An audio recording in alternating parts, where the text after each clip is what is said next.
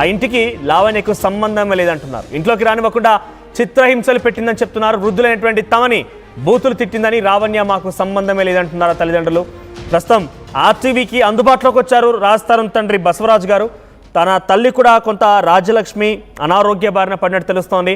బసవరాజ్ గారు మనకు ఆన్లైన్ సిద్ధంగా ఉన్నారు. ఎస్ బసవరాజ్ గారు, గుడ్ ఆఫ్టర్నూన్ అండి. Sir good afternoon sir. నమస్తే సార్. రైట్, నమస్కారం. నా పేరు మనోజ్ అండి. నమస్తే. నమస్తే. రైట్, ఇక్కడ ఆరోగ్యం ఎలా ఉంది ఇప్పుడు ప్రస్తుతానికి? నాకు పర్వాలేదు, నా మిస్సెస్ హెల్త్ బాగాలేదు సార్. ఓకే, అంటే ఆ ఇన్సిడెంట్ తర్వాత ఆ రోజు మీరు ఆ ఇంట్లోకి వెళ్ళేందుకు ప్రయత్నం ఇక్కడికి ఇంటికి వచ్చిన తర్వాతే. ఓకే, ఇప్పుడు ఎలా ఉంది మీ ఆవిడకి? ఎలా ఉంది? ఇప్పుడు పడుకున్నారు. ఓకే, నైట్ అంతా నిద్ర లేదు. ఓకే, అంటే ఇంకా ఇదే ఇష్యూ కొనసాగుతోంది?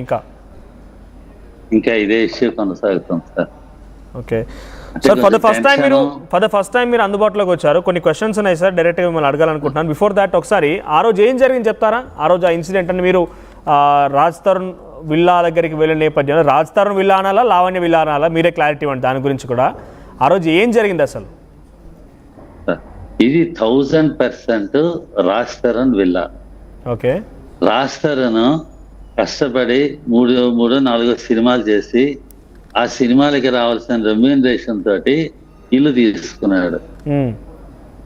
ఇది 1000% రాజ్ తరుణ్ విల్లా సార్. కాకపోతే మా అబ్బాయి ఇంటికి వద్దామని చెప్పి మేము వచ్చాం. ఓకే, వచ్చేటప్పుడు ఇంట్లోకి వద్దామని అనుకుంటే ఆ రోజు ఇంట్లో మీ అబ్బాయి ఎక్కడ లేడే? లావణ్య ఉంది, మీ అబ్బాయి ఎక్కడ ఉన్నాడు మరి? లావణ్య, మా అబ్బాయి షూటింగ్ లో ఉన్నాడు సార్, బిజీగా ఉన్నాడు. షూటింగ్ లో ఆడాడులో ఉన్నాడు. వాడిని మామూలుగా మేము వచ్చాం అనమాట. అంటే మా ఇంటికి మాకేంటంటే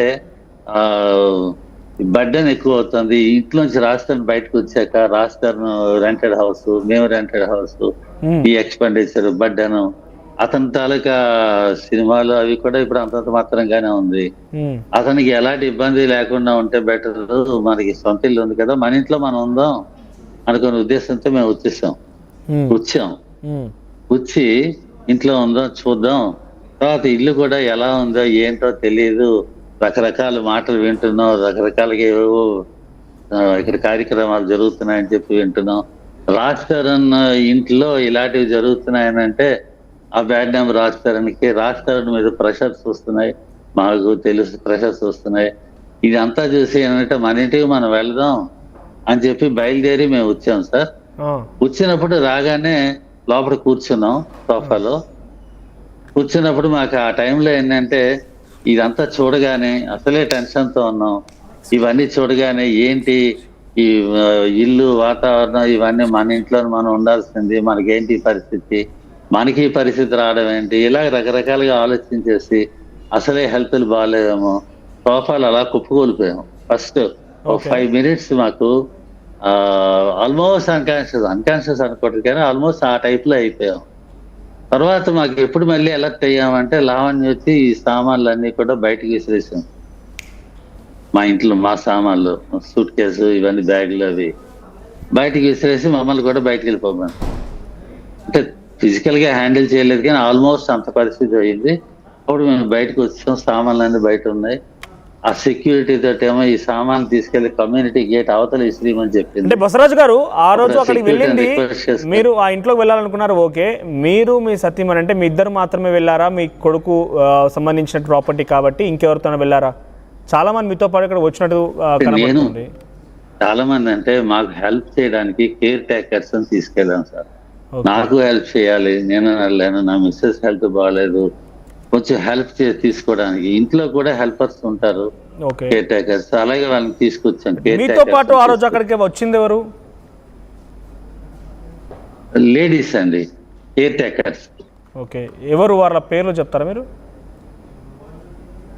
పేర్లు కరెక్ట్ గా అంటే రెగ్యులర్ గా మీతో పాటు మీ కేర్ టేకర్ గా ఉన్న వాళ్ళే కానీ ఎవరు అన్నోటిస్డ్ పర్సన్స్ ఎవరైతే రాలేదు, మీ డైరెక్షన్ అయితే ఎవరు రాలేదు ఇంకా అక్కడికి? అవునవును సార్, బయట వాళ్ళు ఎవరు రాలేదు. ఓకే, వాళ్ళ అమ్మ అని పని చేయించుకోవడం చెప్తే పేర్లు అవి గట్టిగా నాకు గుర్తుండలేదు. ఓకే, డైరెక్ట్ గా వెళ్ళి అడిగారా? ఇప్పుడు నేను నా ఇంట్లో ఉంటాను, ఇక్కడ నుంచి మీరు ఎవరు అని క్వశ్చన్ చేశారా మీరు? అసలు ఏం లేదు, వెళ్ళగానే ఆ సోఫాలో కూర్చున్నాం. లోపల ఫస్ట్ ఎంట్రన్స్ రూమ్ లో సోఫాలో కూర్చున్నాం. ఉమ్, కూర్చొని చెప్పాను కదా, ఒక కొంతసేపు మాకు ఉద్వేగంలో ఫీల్ అయ్యి ఉమ్, అసలు ఏంటి అన్నది ఒక మూడ్లోకి వెళ్ళిపోయాం. ఉమ్, బ్లాంక్ మైండ్ అయిపోయింది. ఉమ్, తర్వాత 5 minutes తర్వాత మాకు అలర్ట్ అయింది. ఎప్పుడంటే లావణ్య వచ్చి ఈ సామాన్లన్నీ బయట ఇసిరేస్తుంది. ఉమ్. ఇంకా ఫస్ట్ మీరు మాటలు వెళ్ళగానే ఏం లేవు మీరు సార్, ఫస్ట్ బయట వెళ్ళగానే డోర్ నాక్ చేయడం లేదంటే బెల్ రింగ్ చేయడం చేసి ఉంటారు. ఎవరు మిమ్మల్ని లోపల అనుమతించింది? ఎవరు? తలుపు తీసుంది. ఓకే, తీసుంటే వెళ్ళి కూర్చున్నాం. ఓకే. మీరు వెళ్ళే సమయానికి ఆ ఇంట్లో అంటే ఎవరు అబ్జర్వ్ చేయలేదు మీరు వెళ్ళి కూర్చున్నది? లేదు సార్. ఓకే. తర్వాత లావణ్య వచ్చి డైరెక్ట్గా సామాన్లు బయట పడేసింది అంటున్నారు అయితే మీరు? బయట పడేస్తుంది. ఓకే. సో ఆ సమయంలో బయట పడేసిన తర్వాత చాలా మంది అక్కడ గుమికూడారు. ఆ సొసైటీ వాళ్ళు, అక్కడ ఉన్నటువంటి ఆ కాలనీ వాళ్ళందరూ కూడా రావడం జరిగింది. మీతో పాటు ఒక 10 మంది మహిళలు కూడా వచ్చారు, వారిపైన దాడి చేయబోయారని చెప్పి లావణ్య ఏకంగా ఆ వీడియోలో కూడా చెప్తోంది. మీరు అక్కడ లైవ్ నుంచి ఆర్టీ అందుబాటులో లేదు ఉన్నప్పుడు సార్, కూడా? లేదు సార్, లేదు సార్, లేదు సార్, అటువంటిది ఏం లేదు సార్. ఓకే. అటువంటిది ఏమీ లేదు సార్. మాకు అలాంటి ఇంటెన్షన్స్ లేవు, మాకు అలాంటి ఆలోచనలు ఏం లేవు సార్.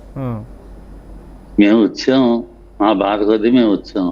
బయటకి విసిరేస్తే ఏం చేయాలి? నేను ఆ వీల్ చైర్ లో కూర్చున్నాను, నా మిస్సెస్ ఇక్కడ అక్కడ గట్ల మీద కూర్చుంది. చాలాసేపు అలాగే కూర్చున్నాం. ఓకే. తర్వాత ఏంటంటే ఆ చుట్టుపక్కల వాళ్ళు కుర్చీ ఏదో తెచ్చి వేస్తే నా మిస్సెస్ ఆ కుర్చీలో కూర్చుంది. వాళ్ళే, ఆ చుట్టుపక్కల ఉన్న వాళ్ళే మంచి నీళ్ళు లేదా ఏవో తీసుకొని, తాను ఏమాత్రం ఒక వాటర్ తాగుతారని కానీ ఏం లేదు. వాష్రూమ్ కూడా అలౌ చేయలేదు. వాష్రూమ్ కూడా బయటికి ఎక్కడిగా నేను వెళ్ళిపోయాను. నా మిసెస్ కి వాళ్ళెవరు పక్క ఉన్న వాళ్ళు హెల్ప్ చేశారు. అది చాలా రాత్రి వరకు అక్కడే కూర్చున్నాను. ఓకే.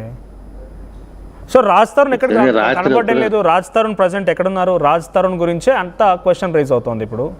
అంటే మిమ్మల్ని ఏకంగా పేరెంట్స్ ని బాధించి బయట కూర్చోబెట్టి దాదాపుగా మీ పైన దాడి చేయబోయిందని మీరు అంటున్నారు కాబట్టి, తల్లిదండ్రుల పైన ఇంత స్థాయిలో ఒక వ్యక్తి దాడి చేసేంత వరకు వచ్చిందని అంటే రాజ్ తరుణ్ పట్టింపు లేదనా? రాజ్ తరుణ్ ఎందుకు రావడం లేదు?